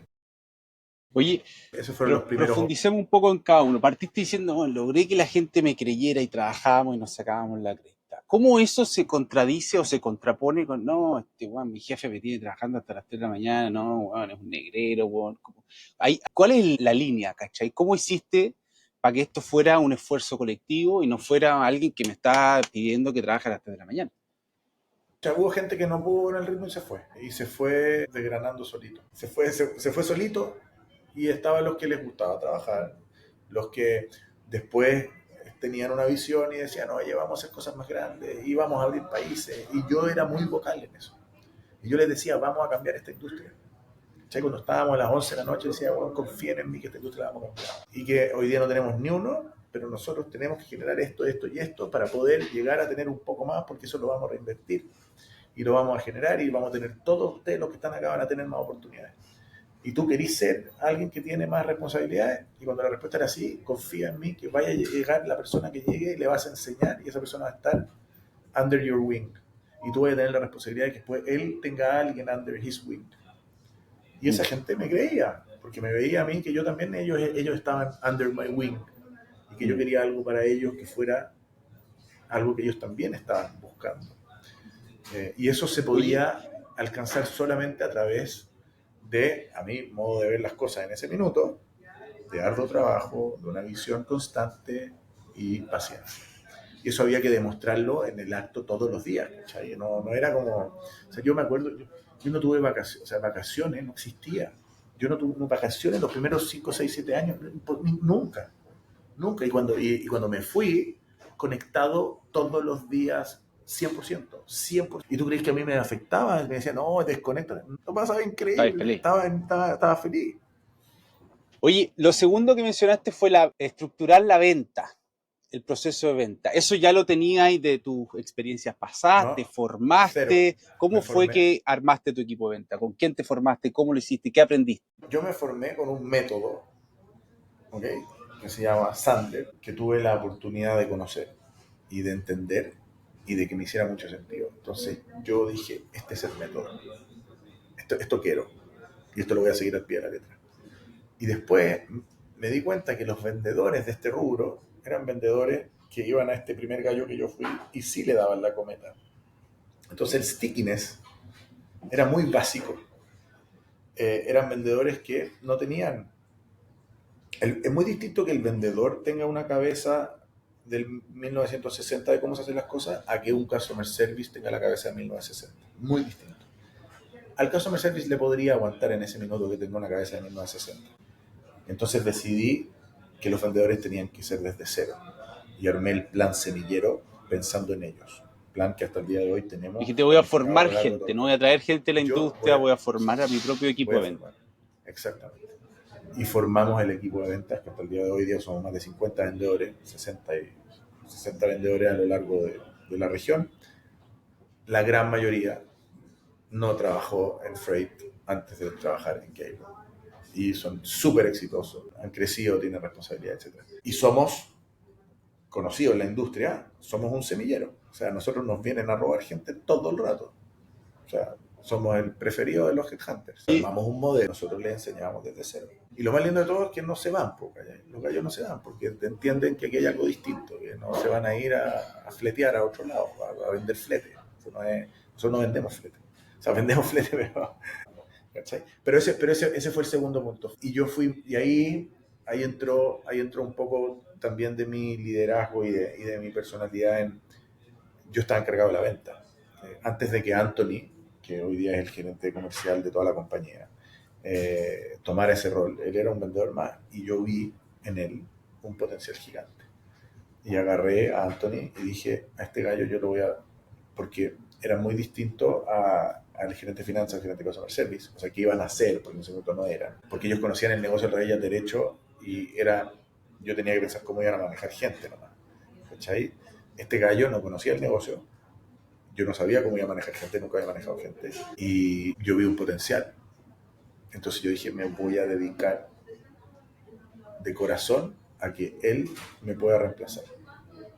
Y yo le tengo que transmitir a él que él se tiene que dedicar de corazón a buscar a alguien que lo pueda reemplazar a él. Porque así solamente va a crecer. Y él entendió muy bien este concepto y tomó esa responsabilidad y excedió toda la... Entonces, te posicionaste como un líder dentro primero de tu equipo, después de a poquito en la industria, formalizaste el equipo de venta, formaste a tus vendedores, armaste un equipo sólido para no depender solo de ti. Y ahí empezó la empresa con la musculatura para empezar a crecer.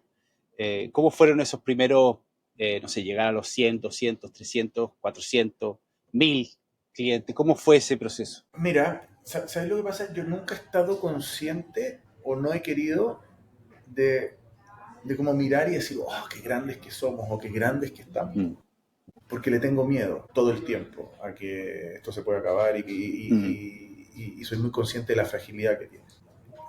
Para mí el proceso es igual que hoy, es levantarme en la mañana temprano, es preocuparme de que la gente esté contenta, de que él está haciendo su pega, de que si no está haciendo su pega, tener las conversaciones difíciles de por qué no lo está haciendo, de poder transmitir de manera sincera y genuina que quiero lo mejor para esa persona y de que ese hoy día ejército de líderes que hay, porque son varios líderes hoy día en la compañía, entiendan eso y lo puedan transmitir de la mejor manera, con su flair, con su touch, ¿cachai? Porque yo no quiero puros jananes, ¿cachai? Quiero menos jananes, de hecho, los menos posibles, ¿cachai? Porque ya hay uno y necesito tener el flair de otros para que esta cuestión realmente... Me doy cuenta de eso, o sea, cuando tú me preguntas cuando te das cuenta que esta cuestión ya los 1000 clientes, me doy cuenta cuando empiezo a ver que hay liderazgos muy distintos a mí y muy distintos a los que partimos, que empiezan a challengear y los que partimos decimos, esto realmente se puede hacer así, incluso que nosotros pensábamos que éramos disruptores,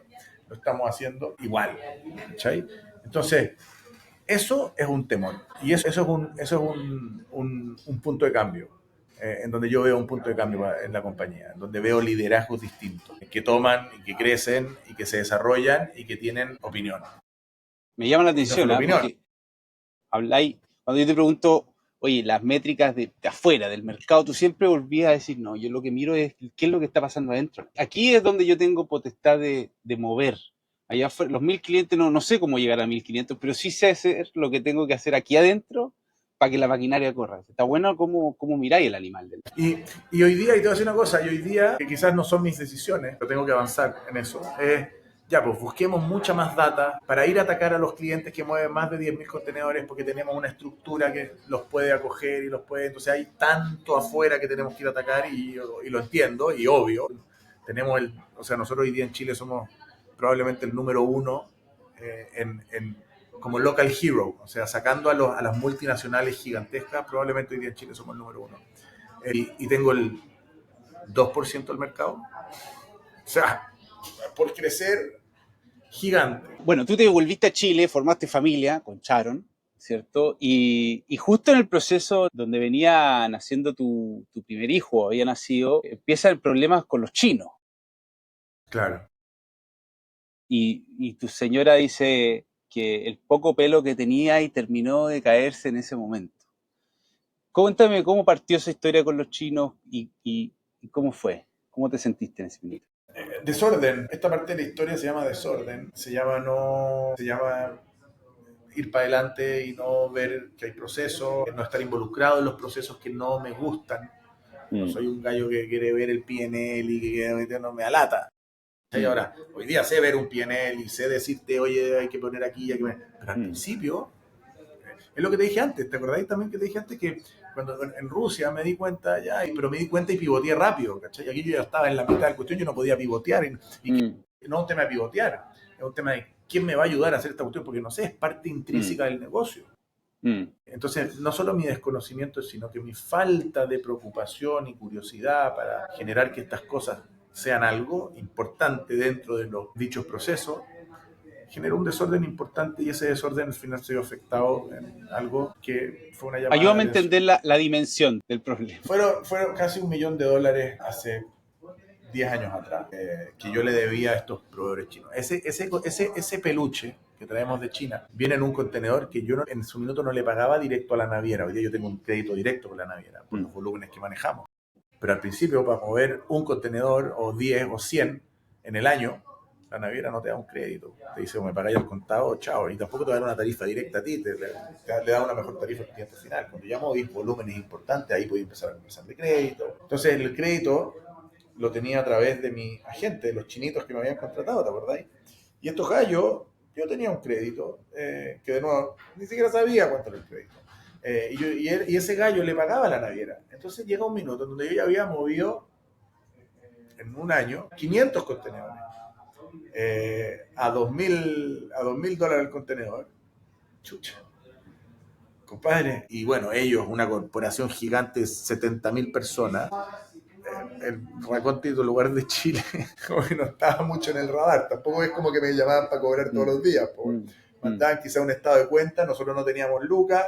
A mí nunca me llegó ese estado de cuenta, le llegó al equipo de finanzas, que tampoco teníamos una estructura de, oye, ¿cuándo pagamos? ¿A quién? ¿Cómo? Y de repente me suena el teléfono a uno de mis amigos chinos con los cuales yo había establecido una relación, yo iba a China muchísimo. Y me dice, compadre, se acabó, no te voy a dar ni un documento más en donde tú puedas entregarle a tu... Parado todo. ¿Cómo? Me debí $800.000. Y el Marcelo me responde y me dice, pero no tenemos plata para pagar. ¿Pero cómo no me dijiste? Pero nunca me preguntaste. ¿Pero cómo? Y así. ¿Cómo solucionamos esto? Me doy vuelta, miro al banco, suerte puedo pagar los sueldos. Yo me acuerdo de los sueldos altos, o sea, altos, en cierto tiempo, nos pagábamos últimos siempre. Los que teníamos un sueldo un poquitito más alto, nos pagábamos últimos. Y yo me acuerdo que yo ya empezaba a acumular sueldos a veces. Y no tenía lucas. Entonces yo dije, ¿sabes qué? Que lo están a 48 horas de mí. Me compré un pasaje así. Línea de crédito. Ni siquiera con tarjeta, que con línea de crédito no tenía. tarjeta de crédito, no la pagaré en 90 días, qué sé yo, cuando pasa. Me tomé un viaje, me tomé un avión a China, le dije, Kelvin, on my way, déjame explicarte. Me hice un poquitito entendedor del condoro que me había mandado, y le dije, escúchame, esta es una oportunidad para nosotros, para que tú veáis que cuando hay malos momentos, yo estoy aquí. Le dije, así quiero que lo veas, no te voy a fallar. Si tengo que vender todo lo que tenga, lo voy a hacer y te voy a pagar hasta el último peso. Quiero que me des la oportunidad, estoy aquí. Me dijo, estaba muy enojado porque él como que me había padrinado a mí, ¿cachai? Y este gallo le reportaba el número 1. Yo había caído también en gracia de él, eso también fue un tremendo tema, y él me dejó pagarle esto en cómodas cuotas, recibí después las lucas, o sea, tuvimos ayuda ahí, nos hizo un préstamo importante a la empresa de mi viejo, fue un tema no menor, nos salvaron el pellejo. Y ¿Cómo te con sentías eso, en ese minuto, en ese, no sé, un mes que habrá pasado en esa crisis? ¿Cómo vivías? un poco irresponsable, un poco loca la sensación, ¿eh? Nunca me había puesto, o sea, como ahora me pongo en me sentía irresponsable, pero al mismo tiempo me sentía bacán, como que dije, logré dar vuelta a la situación, como que qué bueno venir a, como que el hecho de tomarme un avión por un día, ir a dar la cara, volver, fue una cuestión muy como bold, ¿cachai? No le pregunté a nadie, agarré mi weá, fue una decisión que tomé y dije, esto es lo correcto. Y de nuevo, me aceptaron, di vuelta a la situación, llegué con un plan de pago, 49.000 cuotas. Y por otro lado, ¿cómo si nos pasa de vuelta? ¿No? ¿Qué desorden tenemos acá adentro? Inseguridad tremenda. Sentí una inseguridad grande en el equipo también. ¿Pensaste en algún minuto, cagué? Voy a tener que No, cerrar esta cuestión, estas deudas no, no puedo pagar. no, no, no, no, no. No, no, porque no quisiste pensarlo o porque no era una realidad que fuera a O poner en sea, riesgo mira, tu de negocio. nuevo, oye, escúchame, mira, si te liquidan, si el gallo me cierra la cortina, los clientes me van a odiar, el gallo también tiene que perder, como que esto está demasiado entrelazada.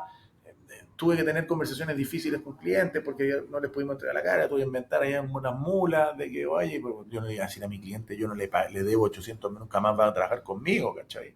Yo sabía que podía todavía decir una cuestión un poquitito distinta para no hacer que la confianza se fuera al piso. Imagínate, oye, el proveedor, este gallo que lleva penitas 3 años, le debe plata a este gallo y es mi carga, pues nunca va a tener. O sea, y en este negocio se da mucho eso, que gallos que no tienen ni uno, que abren un forward de la noche a la mañana y que le está quedando la patada atrás porque los chinos de repente 3D y los gallos hacen maroma y le mienten, como igual hice yo. Gracias a Dios pudimos navegar. Y sí, no, yo no estaba pensando en que íbamos a cerrar. O que digamos, pero sí fue un estrés tremendo, en donde de nuevo, mi responsabilidad, como que dije, de una ampollita, se me prendió una ampollita de responsabilidad y se me prendió una ampolletita de, oye, el equipo, y porque no tenemos los procesos, o qué sé yo, las cagaron, o sea, las cagamos. ¿Cachai? Entonces tengo que juntarme con todo esto y decir, ¿cómo esto bueno va a pasar de nuevo? ¿Cachai? ¿Cómo esto nos va a pasar de nuevo? Y si no tenemos plata, levantemos la alarma y sepámonos de antes, pero tomamos acciones en base a, no en pos de lo que ya fue. Sí, fue un... Bonito y dolorosos aprendizajes. Sí, sí, fue un bonito. Y hasta el día de hoy yo soy amigo de Kelvin Chong y cuando voy a Hong Kong me quedo en su casa. Eso, o sea, tú me decís, ¿qué aprendiste, qué rescataste, qué pasó de eso? Generó una amistad en donde a un tipo, en un momento crítico, le di mi palabra y cumplí. En donde él también puso su palabra por mí. ¿Cachai? No tenía por qué hacerlo. Y eso porque algún minuto yo fui capaz de transmitir confianza de manera genuina, de manera lógica y empática. Oye, en honor al tiempo, vamos a hacer un flash forward. La empresa empieza a crecer, le va bien, lográis levantar la tecnología, armar el ecosistema, los clientes confiando, y llega la posibilidad de meterte en el mundo, el shiny mundo del Venture Capital. ¿Cómo surgió esa posibilidad? ¿Cómo la viviste? ¿Terminaste diciendo que no? ¿Cómo fue? Cuéntame un poquito esa historia. Yo, mira, no sé si surgió, o sea, más que la hice surgir, fue una cuestión que yo quise hacer. De la nada yo me metí, estaba hablando con estos gallos, ¿Por qué? porque quería el flash, quería el shiny Quería ir la flash. foto. Quería estar en New York con la foto, weón. 100% cero, yo estaba pensando, yo quería estar en la foto con ellos. 100%. Y después de todo eso, o sea, no es solo eso, pero después de todo eso, contratar gente espectacular y poder desarrollar productos espectaculares y abrir países espectaculares. Todo con el snap de un tarjetazo. Gracias ¿Y a qué Dios hiciste para no ponerte pasó. en esa situación de que alguien estuviera dispuesto a... ¿Cómo fue el camino para llegar a Nueva Les, York? le escribí, partí por LinkedIn y hice un listado de todos los venture capitals y le escribí uno a todos. Y después hice un cross match cuando ya me aceptaban, eran amigos. Yo decía, me dijo este que yo cachaba el gallo más senior de la organización, de mucha gente, y yo le decía, oye, hablé con, o sea, Joe me aconsejó hablar contigo. Y así, y hacía como, caché, cuando me hacía match uno, yo decía, entonces, soy amigo de este, entonces, oye, conozco a Joe, ¿cachai? Y yo le dije, lo conozco por LinkedIn, no estaba mintiendo. Eh, y así, y así empecé a mover hasta que estuve sentado con los número uno del mundo. Y estaba sentado con los número uno del ¿Con quién mundo. estás Y yo, sentado? Tiger, Riverwood, General Atlantic, SoftBank. SoftBank viajó especialmente desde Londres a Chile para una reunión de 2 horas con nosotros, que fue una cuestión, y habían 30 personas conectadas en el momento en donde los VCs tenían más plata que nadie. Y de nuevo, escucha, muchos fueron nos, ¿cachai? Mm, mm. Pero tuvimos term sheets y a punto de firmar y así, due diligence y platas invertidas para que pase la cuestión, así. ¿Cómo en ese momento tener la pluma ahí listo para firmar en la oficina en Nueva York con todo esto y decir, bueno, esto no? O sea, ¿qué se te No, ocurrió? no, no Porque, fue, no, te voy a ser franco, yo no fue como que no. Después de unas conversaciones importantes, o sea, era el momento para hacerlo, después volví a Chile y ya después fue no. Pero, pero ahí en ese minuto me doy cuenta de que no es lo que tengo que hacer. ¿por Y qué? va principalmente arraigado a quienes somos. A que nosotros somos una empresa que construye con la paciencia, con la perseverancia. Somos una compañía que se preocupa de las personas de manera íntegra su, desde su génesis, pero haciendo que la gente sufra, porque entendemos que con el sufrimiento, en el rigor, uno puede respetar los procesos y que necesitáis tener ese sufrimiento y rigor para poder vivir esos procesos de manera distinta. Y esa es una compañía que avanza a un ritmo no necesariamente al ritmo que quisieran estos venture capitals. En su minuto, hoy día, obviamente el discurso es completamente distinto, tómense el tiempo, hagan las cosas bien, en donde yo cuando viajábamos tres, China, a Brasil, a la Intermodal, a Estados Unidos, a Miami, nos quedábamos los tres en la misma pieza de hotel y no era una pieza para cada uno y cada detalle, y de nuevo, y cuando el Anthony viajaba con otros, ellos también se quedaban en la misma pieza de hotel y esos pequeños detalles, hasta incluso cuando teníamos lucas, o sea, teníamos plata y no menor, y estábamos donando cientos de millones de pesos, pero nos quedábamos igual en una pieza, siendo que podíamos pagar la suite, ¿cachai? Y queríamos al gallo que no sabía de nada porque confiábamos que tenía un talento y no y le negociaba el precio así, porque quería que sufriera ese proceso para ser como nosotros y porque nosotros queríamos dar. Todo esto que te estoy hablando es que entendíamos que el concepto de la generosidad era lo que estaba generando una revolución en nuestra compañía, que había generado desde el día uno y que había generado desde el T sub 0 cuando yo empecé sirviendo, lavando platos. Yo entendí eso en ese minuto y eso llevó hasta después de 15, 20 años después a entender que esa era la génesis de toda la compañía y cómo yo entendí eso en el camino, lo vi de alguna manera materializado antes de firmar, antes Oye, de pero no es meterme en fácil, esto. ¿ah? Porque ya, ahora mirando para atrás, todos somos capitanes, ¿no es cierto? Pero en ese minuto eran locos. Tengo la posibilidad de transformarme en un unicornio, tengo la posibilidad de darme un salto cuántico, tengo la posibilidad de hacer lo que yo quiera. O sea, no es fácil decir, oye, esto puede arruinar nuestra cultura. Ojo, no es fácil llegar y decir eso.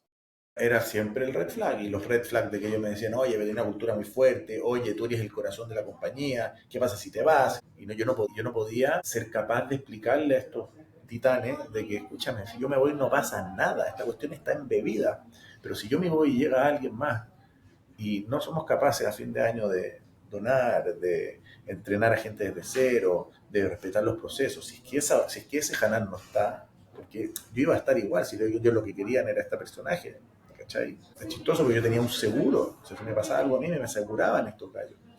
Ellos no entendían que no era un tema de el Hanan con su estamina y potencia, era el concepto que habíamos instaurado en la compañía, era la cultura. Y si llegaba algo distinto a imponerme algo distinto, ese Hanan no iba a existir. Había que imponer, o más que imponer, había que acordar que siguiéramos como estábamos en la línea para poder hacer lo que estábamos haciendo, porque lo estábamos haciendo muy bien. Y al final lo demostramos, porque fuimos los únicos que Fue una continuaron apuesta. creciendo. Fue una apuesta grande por la O cultura. sea, de parte nuestra, sí, pero yo te voy a ser súper franco, yo estuve súper bajoneado cuando no lo hicimos. Yo te voy a mostrar otra foto que... Pero Yo me fue paré, una o decisión sea, meramente tuya, ¿no? mira esta cuestión. Yo me paré, leía yo, ¿no? Al frente de Nueva York, dice, Kellogg levanta la serie A más grande de Latinoamérica, que era la más grande, la que íbamos a levantar. Y digo, ¿cachai? Y lo hice con el Nasdaq apagado, que era donde la gente salga, y digo, y by the way, le acabamos de ahorrar $36,000 a nuestros inversionistas. ¿Cachai? Esto éramos nosotros. Yo salí de ese piso antes de subirme, sabía que íbamos a cerrar esta cuestión. ¿Pero levantaste esos 60 millones? No, al final no levanté, no. al final no resultó. Pero teníamos el term sheet, teníamos todo. Pero, ¿cachai? O sea, esto es lo que yo quería el flash. Hoy día ya lo muestro y me cago en la risa. Y lo tení en la foto. Pero ese era esa es la esencia de la compañía. Yo nunca en la vida iba a mandar a 40 personas para que se saquen una foto al frente de Times Square con el cuestión y gastándose Oye, Hanan, $5,000 por segundo en el... hablemos un poquito de la cultura del liderazgo, porque hay ayudado a empleados a comprar su primera casa, a pagar los estudios, incluso apoyaste a la familia de uno de tus colaboradores cuando falleció. Cuéntame un poquito esa cultura del que da siempre tiene, de dónde viene, cómo se sustenta en la empresa, cómo se vive. La cultura del que da siempre tiene, yo creo que viene desde mis orígenes, que soy judío y he estudiado que hay que ayudar, eso está escrito desde milenios, y hay una manera de ayudar, ¿cachai? Hay una forma y hay conceptos, y el hecho de ayudar es algo que es parte de la vida. Cuando yo gano uno, tengo que dar el 0,10, sí o sí, porque ese 0,10 no es tuyo, y el concepto, ¿no es cierto? Es un concepto que a mí siempre, de nuevo, después de haberlo, yo lo viví esto, pero para mí fue un regalo, fue un concepto que después lo auné a una literatura. Entonces, antes de aunar eso a una literatura, yo viví como el tipo de Aerosmith, cuando yo me di a su necesidad, pero a su, ¿cómo se dice? A hacer bien por él, a que él sintiera algo, bueno, ojalá que le guste lo que estoy haciendo por él, y así, como la primera parte, hasta estar parado frente del escenario de la Teletón. Eso está arraigado en un concepto, y el concepto del dar viene desde un concepto muchísimo más profundo de que esto no es mío, y yo creo realmente que no es mío. O sea, no tengo duda que no es mío, ¿cachai? Y por eso tengo miedo, ¿cachai? Y por eso vivo con ese temor de que mañana se puede acabar todo. Y que si tengo la posibilidad... es la única manera de sobrevivir también. Teniendo esa adrenalina de decir esto. Sí, pero no es un tema de esquizofrenia, es un tema al mismo tiempo que tiene esta dicotomía muy interesante de que al mismo tiempo quiero más y que yo soy capaz, porque miro para atrás y digo, chucha, bueno, si yo me saco la cresta y me levanto todos los días a las 5:30 de la mañana y hago gimnasia, la cuestión total, el músculo crece. Eso lo estoy haciendo yo con mi trabajo. Pero mañana pasa un camión, sacaste la plata y el brazo se te cortó. Se acabó y ya no vas a poder hacer más de su músculo. Esas dos líneas son tan finas que el concepto del dar a mí me enseñó eso. ¿Cómo? Y yo dije, esto lo tenemos que impregnar, o sea, más que, yo dije, sí, en las personas. Eso te iba a preguntar, ¿cómo hiciste parte de esto de la empresa, que hoy día es como el core? Mira, este es un tema que yo he pensado y repensado, porque esa misma pregunta, y digo, ¿cómo chucha? Porque, ¿qué cosa más difícil? Oye, escúchame, te va a llegar un bono de la nada, imagínate, oye, bueno, fue la raja. Te va a llegar un bono de 3 palos, o a ese bono se lo vamos a dar a un weón que vos no conocí. Es que en el fondo, en la última línea, eso es. ¿Qué hacemos con lo que sobró? O escúchame, o me lo puedo llevar a mi bolsillo, o qué sé yo, da También, lo mismo. también. ¿Ya? Pero si estamos pensando en el tema de por qué se lo vamos a dar a un desconocido, te lo puedo dar a ti, que te conozco. Y que te esforzaste por obtenerlo. 100% es tuyo, weón, es tuyo. Eh, entonces, esa weá a mí me distorsionaba mi cabeza. En cómo voy a ser capaz de transmitir esto, porque obviamente yo no puedo, o sea, obviamente puedo, weón, tomar la decisión, sí, weón, o sea, como dice, la weá es mía, weón, ¿cachai? O sea, pero sería un idiota si yo pensara así. ¿Cachai? O sea, tú me estás preguntando, ¿cómo chuchi hiciste para poder hacer esta weá intrínseca en el ADN de la compañía? Entonces, claramente la antítesis de eso es decir, la weá es mía, weón, yo gano la weá que quiero. O me meto al bolsillo la weá que quiero. Me voy a Maldivas, al mismo hotel que administraba antes, voy a estar en la playa, weón. Entonces, le di mucho, y él he pensado. Y cuando entendí esto que te voy a contar, cambió el concepto. El tema de dar dinero o de dar cualquier cosa, y te lo voy a graficar en el tema de dinero, el tema del dar, es un tema muy complejo, en el sentido de que al ser humano le cuesta mucho. Es una de las cosas que más cuesta, es uno de los atributos del ser humano que son más difíciles de saltar. O sea, si tú te ponías a pensar, hoy día hay abundancia en todo en el mundo. O sea, toda la gente podría tener muchísimo dinero. Hay abundancia en todo, literalmente. En todo hay abundancia. Es un tema de will, es un tema de ponerlo en que la gente quiera hacerlo por el de al lado. Entonces me llama mucho la atención en que este sea un tema tan grande, tan potente, el tema de la pobreza, el tema de la equidad, de tanta diferencia entre el que tiene muchísimo y el que tiene poco. Siendo que ese que tiene muchísimo a veces tampoco hizo mucho. Esas injusticias no entendidas, ¿cachai? Entonces, yo no iba a la injusticia, no entendía de por qué este gallo tiene harto, este poco, por qué yo trabajé poco, yo por qué soy disléxico la cuestión y me fue mejor que el gallo que era el más mateo del colegio. Yo quise entender por qué nos costaba dar tanto al gallo que era igual de mateo que yo en el colegio, o sea, al que era el más mateo que yo, al gallo más exitoso que tenía. A esos dos les cuesta dar igual, no hay diferencia. El gallo puede tener 20 billones de dólares o 100 dólares y a los dos les cuesta dar igual. Eso, bueno, yo no la entendía. ¿Pero cómo? Y me trastornó la cabeza. ¿Y qué? ¿Fuiste a Perú a hacerte una ayahuasca, hongo? ¿Qué fue lo que cómo se iluminó esa ampolleta? Puta de estudio, lo que te dije, la literatura, en el judaísmo hay mucho tema de estudio y esto en verdad me fue como una hueá que estuve estudiando. Y cacha, qué interesante. ¿Qué es lo único que nunca más va a volver? La vida.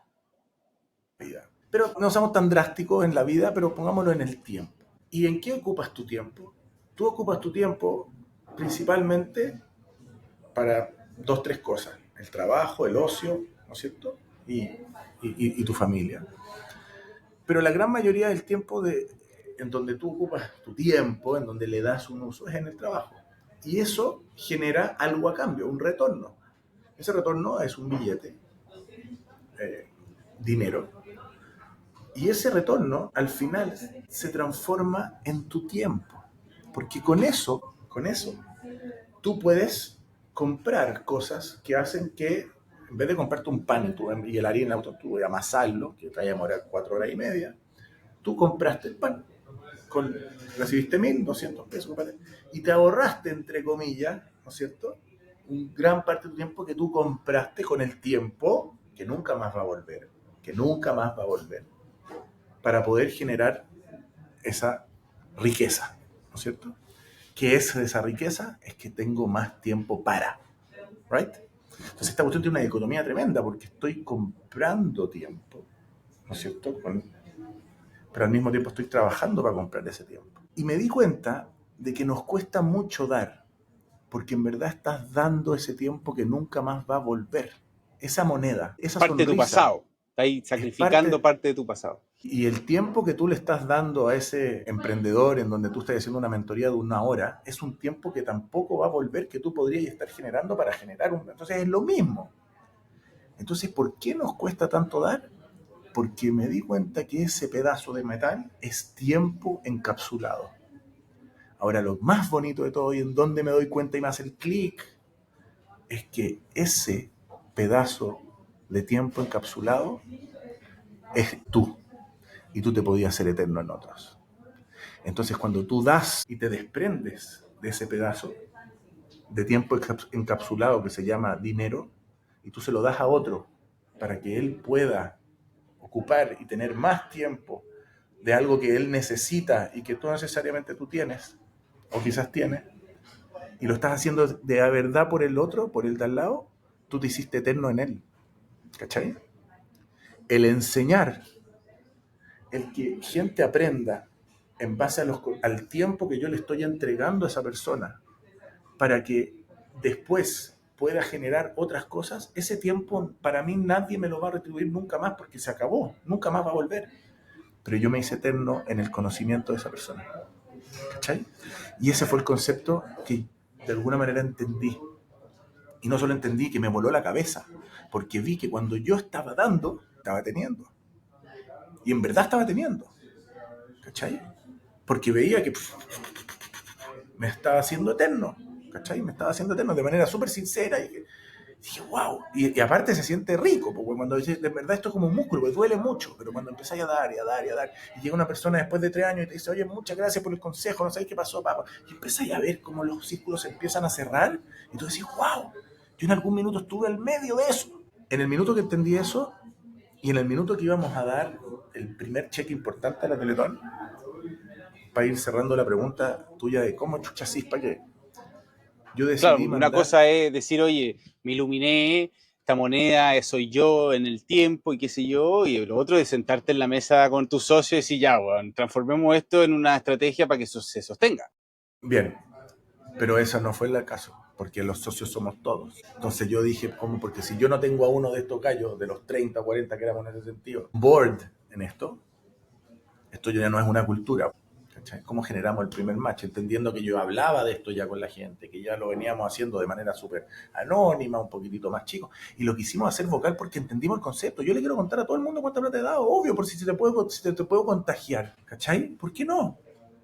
Y en ese minuto, que fue maravilloso, yo tomé la decisión de preguntarle a la gente, o el bono o la Teletón. Yo en mi fuero interno dije, si alguien me dice el bono, no, el bono es. Tendré que hacer más plata. Siento que nosotros igual dábamos Tendré que bono, hacerlo con mi sueldo, una cosa así. No, tampoco Robin Hood, weón. Sí, no, después veré cómo lo hago, Claro. pero no es... ¿Y cómo fue la respuesta? Comprometido. Nadie dijo el bono. Todos dijeron, vamos a la Teletón.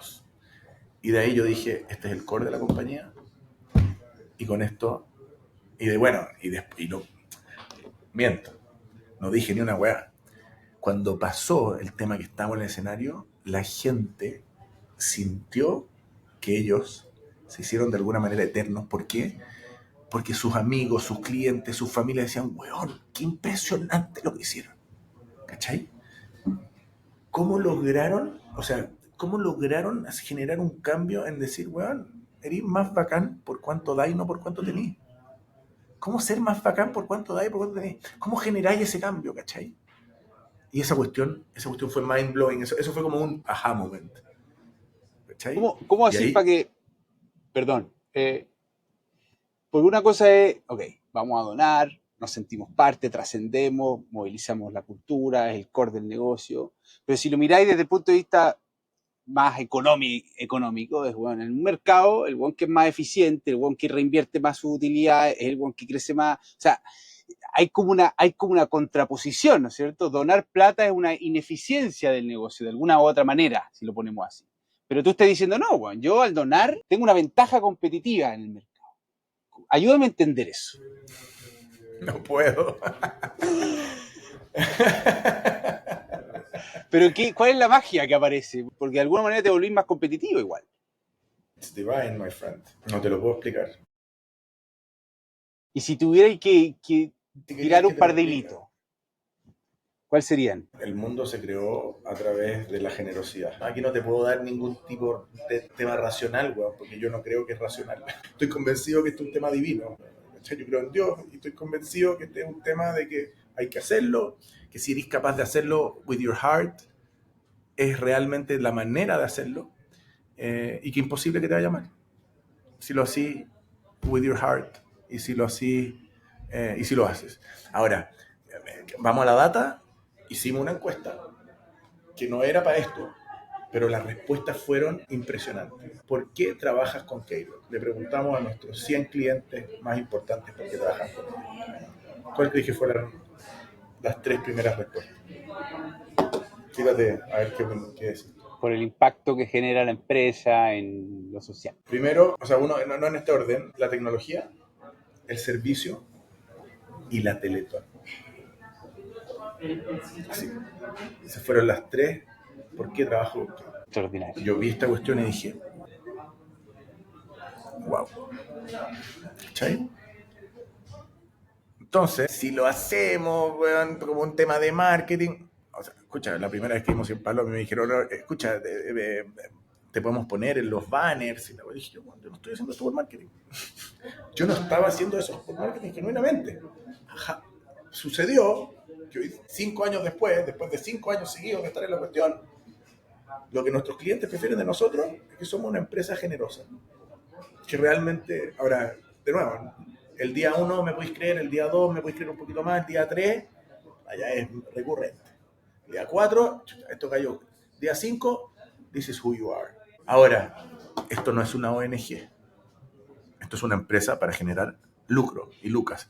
Parte de las lucas nosotros entendemos que cuánto chocolate puedo comer, cuántos autos ricos puedo manejar, en cuántas casas puedo vivir al mismo tiempo. Entendemos que eso es limitante. Y ojalá, weón, ir ramificando esto mientras más seamos mejor.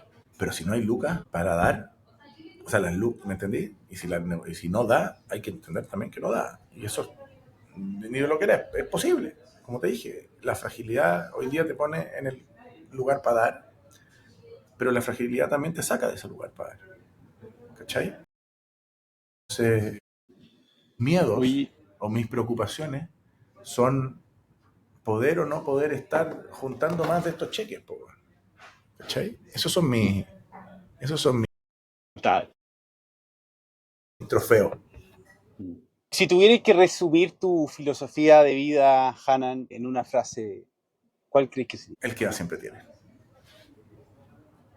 Y si quisieras dejar un legado a través tuyo o de tu compañía, ¿cuál te gustaría que fuera? O con la gente con la que te has trabajado. Que la gente entienda que hay, o sea, más que entienda, hay algo transformacional en el giving.